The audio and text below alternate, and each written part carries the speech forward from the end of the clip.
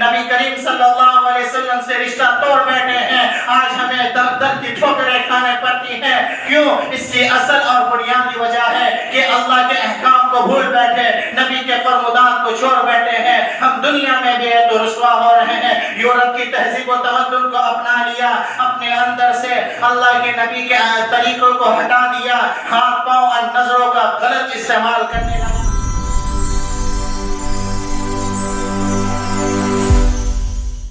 میرے دوستو، موصوف نے سیرت النبی صلی اللہ علیہ وسلم کے موضوع پر اپنی بات ختم کر کے ہمارے سامنے سے رخصت ہو گئے۔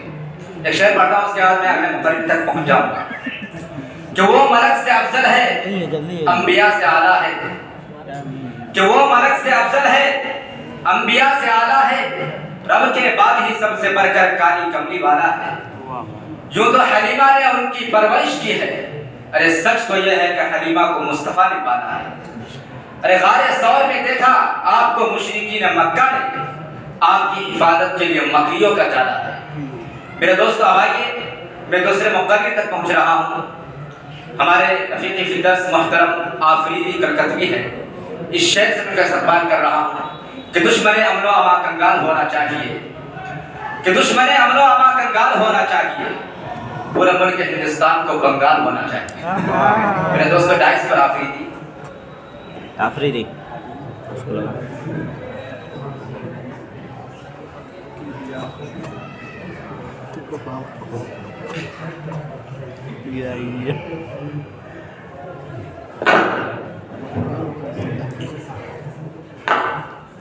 إن الحمد لله رب العالمين والصلاة والسلام على سيد الأنبياء والمرسلين، أما بعد. أعوذ بالله من الشيطان الرجيم، بسم الله الرحمن الرحيم. يا أيها الذين آمنوا هل أدلكم على تجارة تنجيكم من عذاب أليم؟ قال النبي صلى الله عليه وسلم: من أحبه فقد أحبني، ومن أحبني كان معي في الجنة، أو كما قال عليه الصلاة والسلام. محترم حضرات، سامعین کرام، خصوصاً ہمارے اساتذہ کرام، السلام علیکم ورحمۃ اللہ وبرکاتہ۔ آج کے میرے اس اختتامی پروگرام میں مجھے حالات حاضرہ پر کچھ لفظ گشائی کرنے کا موقع ملا۔ دعا فرمائے کہ اللہ تعالی ہم سب کو سما سے زیادہ عمل پیرا بنائے۔ آمین۔ یہ وہ تلخ موضوع ہے، وہ اذیتناک عنوان ہے جس کو بیان کرنے پر دل تڑپ جاتا ہے، آنکھ اشکبار ہو جاتا ہے، روح مضطرب ہو جاتا ہے، اور نہ جانے کیسی کیسی کیفیتیں آ جاتی ہے۔ یہ موضوع ہمیں حال کے حالات زار کی بھی سیر کراتا ہے، ماضی کی بھی سیر کراتا ہے، اور مستقبل جو آنے والا ہے اس کا بھی آئینہ دکھاتا ہے۔ جب حالات حاضرہ پر اور مسلمان کی حالت و کیفیت کی بات آتی ہے تو فطری طور پر ہم مسلمانوں کے دماغوں اور دماغوں کے اندر یہ بات آ جاتی ہے، اور ماضی کی تمام چیزیں وہ یاد آنے لگتی ہے، اور وہ سب کے سامنے آ جاتا ہے جسے ہم نے کھو دیا، گوا دیا، گوا دی ہم نے جو اسلاف سے میراث پائی تھی، گوا دی ہم نے جو اسلاف سے میراث پائی تھی۔ سوریا نے زمین پر آسمان سے ہمیں کو دے مارا۔ میرے بھائیوں، اللہ رب العزت فرماتا ہے کہ اگر تم کامیاب ہونا چاہتے ہو، اگر تم بلندی چاہتے ہو، اگر تم چاہتے ہو کہ تمہیں سرفرازی ملے، اگر تم چاہتے ہیں کہ تم کو کامیابی ملے، تو اللہ فرماتا ہے: یا ایھا الذین آمنوا هل ادلکم علی تجارۃ تنجیکم من عذاب الیم؟ اے میرے بندو، اے میرے بندو، سنو، ہم تم کو ایک ایسی تجارت بتاتے ہیں جو تمہیں دنیا میں بھی کامیاب کرے گی، اور آخرت میں بھی کوئی کامیاب کرنے سے کسی کا مائل کا لال نہیں روک سکتا۔ وہ تجارت کیا ہے، وہ نظام کیا ہے، وہ دستور نظامی کیا ہے؟ اللہ فرماتا ہے: تؤمنون باللہ، اکیلے ایک اللہ پر ایمان لاؤ۔ کون اللہ؟ وہ اللہ جس نے آسمان کی بلندی بنائی، والسماء بنیناها بأید وإنا لموسعون، جس نے زمین کو فرش بنایا، والارض فرشناها فنعم الماہدون، وہ اللہ جس کے بغیر کائنات کا ایک ذرہ نہیں چل سکتا۔ کون اللہ؟ وہ اللہ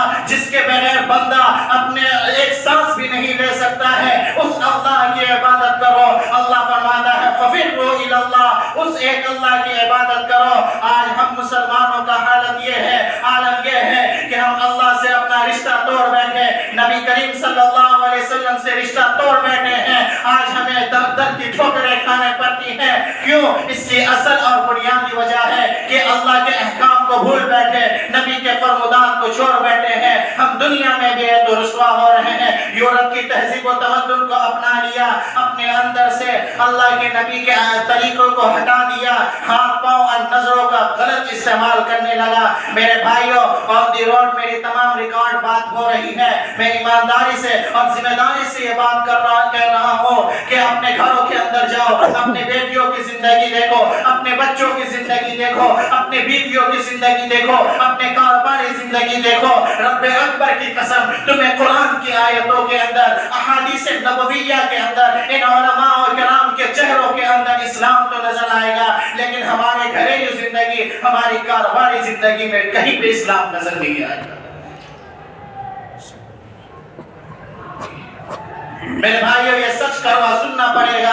आज हम दिन के रात के अंधेरे में, दिन के उजाले में जो भी हमारे कदम उठ रहे हैं, अल्लाह की नाराजगी को जमीन पर ला रहा है, अल्लाह के ज़लज़ले को दुनिया के अंदर ला रहा है, अल्लाह के अज़ाब को दुनिया के अंदर ला रहा है। जनाब मूसा अलैहिस्सलाम अल्लाह से फरमाने लगे, इलाहुल आलमीन, जब तू नाराज होता है, तेरी नाराजगी की निशानी क्या है? चेहरे बिगाड़ देता है, कौमों पर अज़ाब भेज देता है, ज़लज़ले भेज देता है।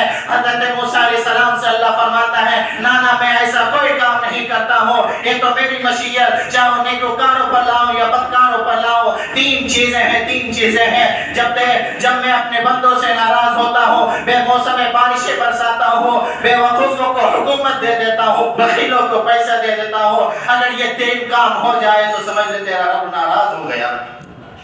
सभी मसरूफ थे ऐसे कि एक हस्ती भुला बैठे, बहुत परवाज कर बैठे, खुदा नाराज कर बैठे। अब जब उसने मुंह फेरा है, हर एक तरफ वहशत का डेरा है कि दुनिया की हर एक बस्ती भयानक मौत का चेहरा है। इसलिए मैं कहना चाहता हूँ आज के मौजूदा वक्त के मुसलमानों से, नौउम्र हमारे भाई और बहनों से, अल्लाह रब्बुल इज्जत ने वक्ती तौर पे जिंदगी दी है। इस जिंदगी को गनीमत समझो, इस जिंदगी को गनीमत समझ के अल्लाह के अहकाम पर गुजारो, नबी के सीरत पे गुजारो। इसलिए कि मन तशब्बह बिकौमिन फहुव मिन, जिसने किसी कौम की मुशाबहत इख्तियार की, कल क़यामत के दिन उसी के साथ उसका हश्र होगा। अगर मेरे भाइयों, दुनिया के अंदर दिल मत लगाओ, ये दुनिया क्या है? जाओ टूटी कब्रें देखो, उजड़े कमर देखो, और बड़ी बड़ी गाड़ियां ना देखो, धोखे में आ जाओगे। अल्लाह फरमाता है वल हयातु दुनिया इल्ला मताउल गुरूर, ये दुनिया, ये जो तुम देख रहे हो, इसके अंदर खूबसूरती सिर्फ धोखे का सामान है, खत्म हो जाने वाला है। अगर ये दुनिया हाथ से निकल जाए तो बंदा गरीब हो जाता है, अगर ये दुनिया हाथ से निकल जाए तो बंदा गरीब हो जाता है। यही दुनिया दिल से निकल जाए तो बंदा वली हो जाता है। मैं इस शेर के साथ अपने इस तकरीर को इख्तिताम के सुपुर्द कर रहा हूँ। कर ले तौबा, अब भी वक्त है, कर ले तौबा, अब भी वक्त है, फिर न कहना है मुसलमानों हिसाब सख्त है। वाह।